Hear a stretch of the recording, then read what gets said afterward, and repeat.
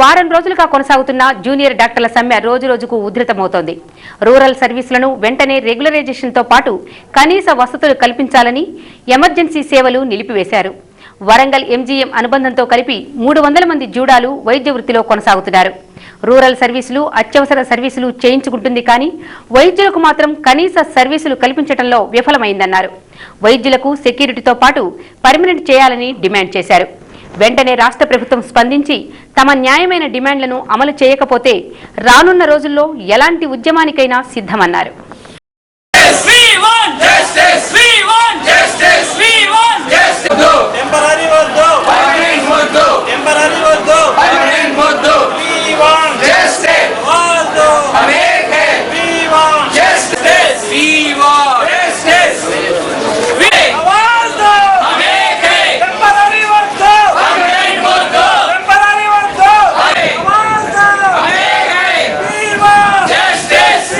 Electives ని boycott చేసి 7వ రోజు అవుతుంది.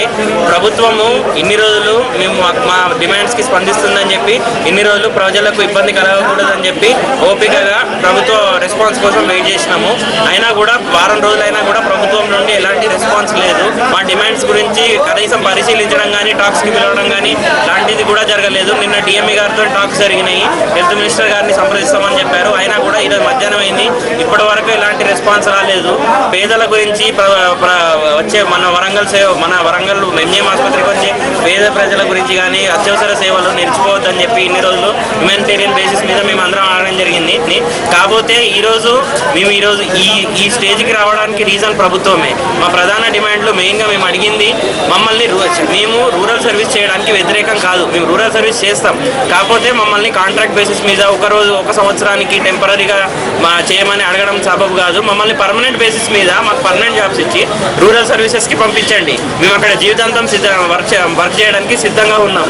కానీ ప్రభుత్వం నుండి ఎలాంటి రెస్పాన్స్ లేదు. సెకండ్ డిమాండ్ మేము అడిగింది గౌరవ వేతనం గురించి. గౌరవ వేతనము స్పెషలిస్ట్కి ఎట్లయితే ఇస్తున్నారు సేమ్ అంతే కూడా మాకు ఇవ్వాలని చెప్పి మేము కోరడం జరిగింది. థర్డ్ డిమాండ్ మేము వచ్చేసి రెగ్యులరైజేషన్. మేము అడిగిన స్టైపెండ్ పోయినసారి రూరల్ సర్వీస్లో జాయిన్ అయిన వాళ్ళు 8-9 నెలల వరకు వాళ్ళ గౌరవ వేతనాలు అందలేదు. బయట పనిచేసే హక్కు కూడా వాళ్ళకి లేదు. అటు గౌరవ వేతనం ఇవ్వలేదు, ఇటు వాళ్ళకి బయట చేసే పని లేకుండా మమ్మల్ని ఎలా పనిచేయమంటారు రూరల్ సర్వీసెస్లోకి వెళ్ళి. ఇప్పటికైనా సరే ప్రభుత్వం తగు రీతిలో స్పందించాలి. మా డిమాండ్లను పరిశీలించి మాకు ఒక సొల్యూషన్ చూపించాలి. మా డిమాండ్స్ని పరిశీలిస్తే ప్రజలకు కూడా మంచి జరుగుతుంది. మేము పెట్టే డిమాండ్ ప్రజల తరపున నుండి కూడా మేము అడుగుతున్నాం. మీరేమో టెంపరీగా 1-2 సంవత్సరాలకి పెట్టి మంచి జరుగుతుందని చూపిస్తే సరిపోదు.